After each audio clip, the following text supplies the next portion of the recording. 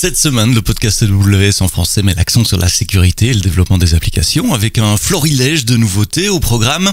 Renforcement de la sécurité des données avec KMS et le SDK de chiffrement, gestion simplifiée des dépendances, des workflows de développement avec Code Catalyst, des nouveaux environnements de développement également avec AWS Code Build et puis encore quelques autres nouveautés que je n'ai pas listées dans ce petit préambule. C'est le podcast AWS en français, c'est parti, c'est maintenant. Le podcast AWS en français. Sébastien Stormac. Bonjour, bienvenue dans le podcast AWS en français. Vous le savez, tous les vendredis matins, une semaine sur deux, nous revisitons l'actualité d'AWS, l'actualité des 2 dernières semaines. 66 nouveautés cette semaine, c'est à peu près en moyenne, c'est ce qu'on compte toutes les 2 semaines, ni plus ni moins. Il y en aura peut-être un peu plus dans 2 semaines, parce que dans 2 semaines, c'est le Summit de New York City. Et je sais que traditionnellement, AWS fait quelques annonces, en tout cas c'est ce qui s'est passé dans le passé, donc on pourrait peut-être s'attendre à des annonces de nouveaux services ou de nouvelles fonctionnalités un peu plus importantes lors de la keynote de ce Summit à New York City. De tête, c'est le 10 juillet prochain, donc pile poil dans 2 semaines. Cette revue des nouveautés AWS est forcément biaisée, elle est faite pour vous, les builders, les développeurs au sens large du mot, les DevOps, les gens qui ont les mains sur le clavier, avec les nouveautés, les outils qui peuvent vous intéresser. Et la première que j'ai épinglée cette semaine concerne KMS, vous savez, Key Management Service, ce service entièrement sécurisé qui permet de gérer vos clés dans des modules hardware spécialisés, sécurisés, des HSM, des Hardware Security Modules. La nouveauté, c'est que KMS maintenant supporte l'échange de clés selon le standard Diffie-Hellman pour les clés sur Elliptic Curve, Diffie-Hellman, ECDH, l'échange de clés. Alors, c'est quoi l'échange de clés selon Diffie-Hellman et sur Elliptic Curve? C'est un protocole qui permet de définir et de partager une clé secrète et de se l'échanger sans nécessairement avoir un canal de communication sécurisé au préalable. Comment ça marche? Vous prenez la clé publique de l'autre, vous prenez votre courbe elliptique que vous avez choisie et à partir de là, il y a un shared secret qui est dérivé et qui est stocké dans KMS. Ce shared secret, ce secret partagé, on l'utilise ensuite pour générer une clé symétrique qui peut servir à chiffrer et déchiffrer des données entre les 2 parties. Donc sans échange de connaissances ou sans échange de clés ou de canaux sécurisés au préalable. Pour utiliser cela, il y a une nouvelle API sur KMS qui s'appelle Derive Shared Secrets où vous pouvez utiliser également le SDK d'encryption, le SDK de chiffrement pour être plus correct, qui est fourni dans la plupart des langages classiques, puisque le SDK existe en C, en .NET, en Java, en JavaScript, en Python, et puis il y a une ligne de commande également que vous pouvez appeler depuis vos pipelines d'intégration continue, de déploiement continu, CI/CD. Je vous mets les liens évidemment dans les notes de ce podcast. L'équipe de Code Catalyst a énormément travaillé cette semaine avec un florilège de nouveautés. Donc Code Catalyst, c'est cet environnement de gestion de projet complètement intégré qui vous permet à la fois de gérer le code source de vos projets, les pipelines de déploiement et d'intégration continue, la gestion des issues. Vous avez un système de ticketing intégré. Vous pouvez partir aussi de projets qui sont des blueprints, donc des templates, donc créer extrêmement facilement des projets qui sont conformes aux meilleures pratiques dans votre entreprise par exemple, et déléguer l'accès aux développeurs au workspace de Code Catalyst sans qu'ils aient nécessairement un compte AWS. Ma fonctionnalité préférée et la fonctionnalité un peu wow de Code Catalyst, c'est que si on crée une issue, vous savez, on crée un ticket pour fixer un bug dans le système, fixer un problème ou vous rajoutez une fonctionnalité dans le système, vous pouvez assigner cette issue à Amazon Q Developer qui va vous faire toute une analyse des changements et vous proposer le code et vous envoyer un pull request dans Git pour accepter le code. Et ça, c'est vraiment pas mal parce que ça fait gagner pas mal de temps. Alors, d'un bloc, quelles sont toutes les nouveautés dans Code Catalyst? D'abord, au niveau de son package repository, on rajoute Maven, Python et NuGet pour C#. Donc, ce sont des package repository intégrés à Code Catalyst de manière à ce que vous puissiez stocker, publier ou partager les packages, donc Java, Python et C#.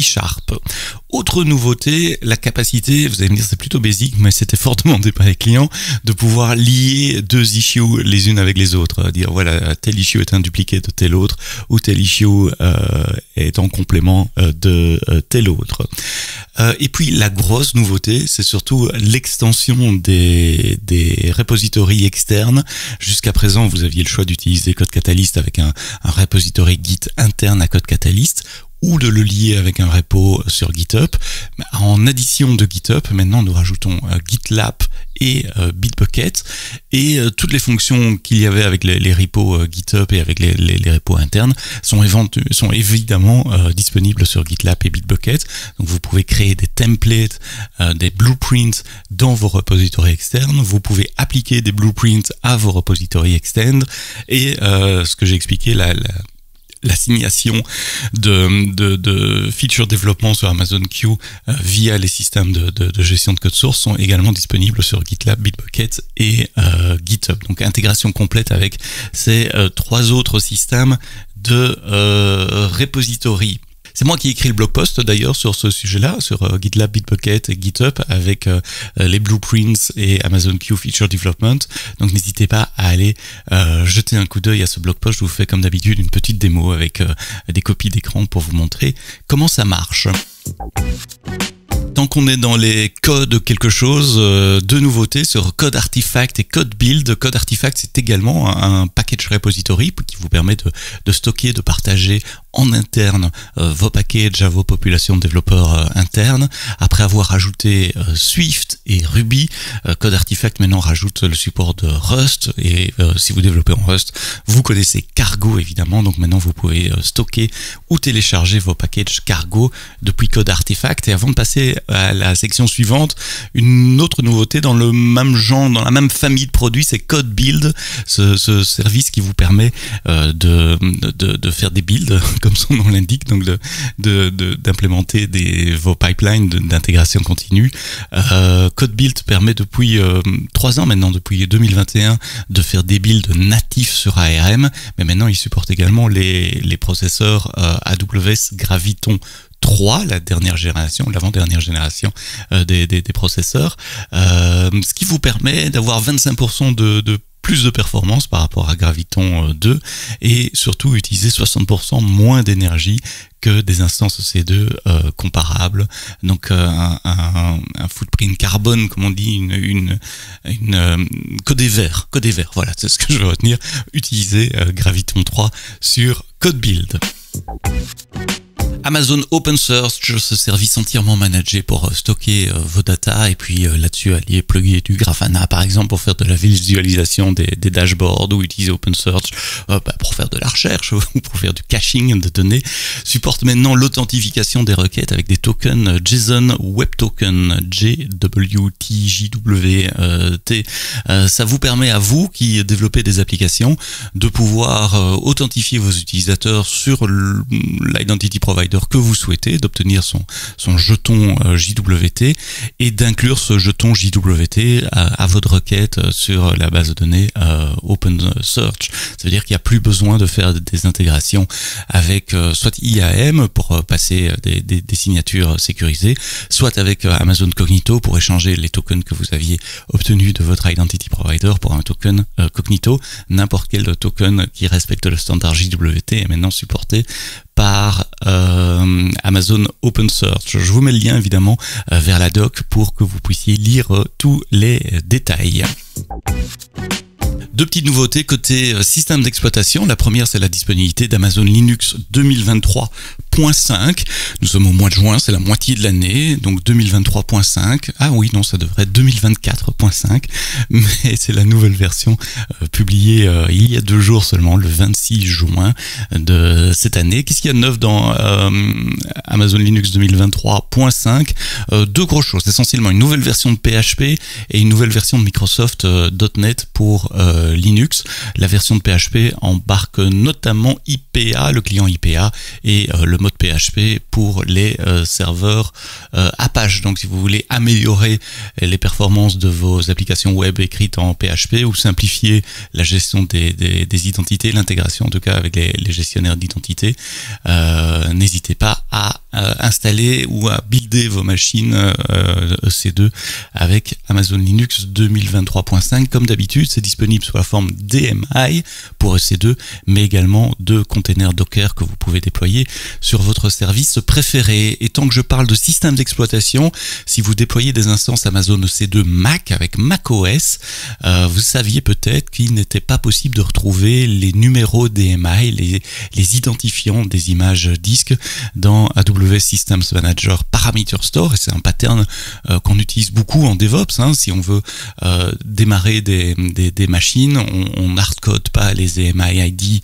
dans le code ou dans vos scripts ou dans le CDK, mais on utilise le System Manager Parameter Store pour dire voilà, j'ai besoin de trouver les EMI ID de telle version, de tel OS dans telle région, et c'est le Parameter Store qui nous donne les EMI ID. Eh bien, il n'y avait pas moyen de le faire pour les EMI macOS. Eh bien, c'est corrigé. Voilà.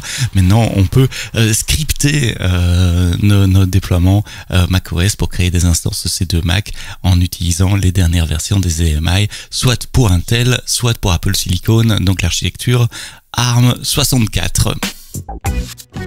Et puis cette revue des nouveautés AWS ne serait pas ce qu'elle est sans un petit chapitre qui parle de IA générative également, avec deux nouveautés, deux nouveaux modèles, et puis une intégration qui est la bienvenue aussi, c'est celle d'EventBridge. Je vous explique ça dans un moment.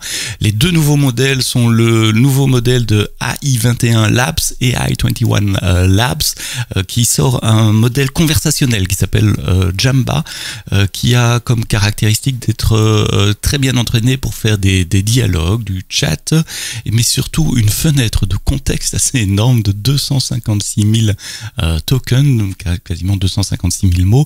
C'est à peu près l'équivalent d'un roman de 800 pages. Donc vous mettez un roman de Stephen King entièrement dans la question que vous pouvez poser à ce modèle, qui a également des capacités de raisonnement. Donc il s'applique assez bien aux agents qui doivent décomposer des tâches en un workflow, ce que fait également le nouveau modèle d'Anthropic, Claude 3.5 Sonnet, qui est également disponible depuis une semaine à peu près maintenant sur Amazon Bedrock.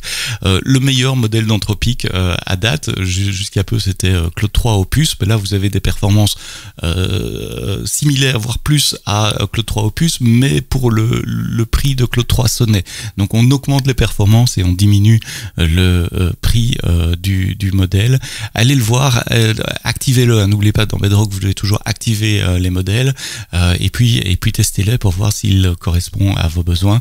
Mais je disais des capacités de générer, de comprendre des instructions complexes. Donc ce modèle est bien adapté pour des agents conversationnels, par exemple, des agents orchestrateurs de workflow. C'est un modèle multimodal également, puisqu'il est capable de voir. Vous pouvez lui envoyer des images pour lui demander de décrire ce qu'il a vu sur une image. Et puis dernière nouveauté au sujet de Bedrock, c'est EventBridge, et plus spécialement EventBridge Scheduler. Vous savez, EventBridge Scheduler, c'est ce scheduler qui vous permet de créer des milliers, des millions de timers, et au déclenchement de ces timers, d'appeler des API d'AWS. Moi, j'utilise ça typiquement pour publier le podcast tous les vendredis matins.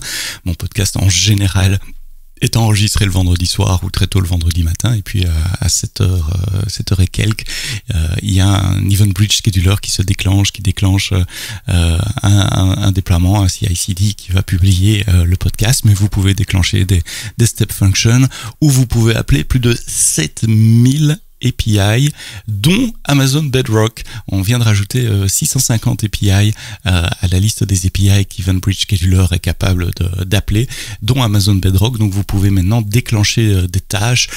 Ça peut être de créer du RAG avec des knowledge base, de la customisation de modèles, déclencher des déploiements de modèles, ou déclencher des invocations également sur base d'un scheduler. Donc EventBridge Scheduler, qui intègre encore plus de services AWS.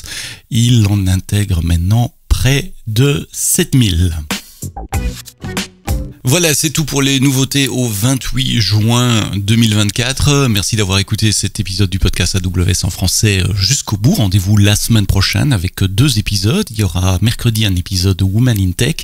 Et puis vendredi, on parlera d'une plateforme as a service qui est construite sur AWS et on verra comment ça fonctionne en dessous du capot avec Upsun.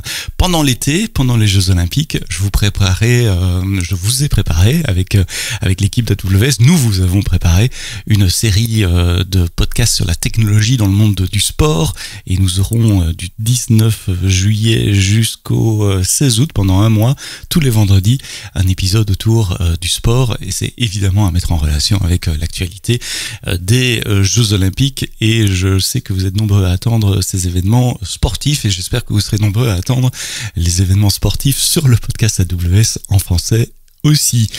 À la semaine prochaine et d'ici là, quoi que vous codiez, codez-le bien.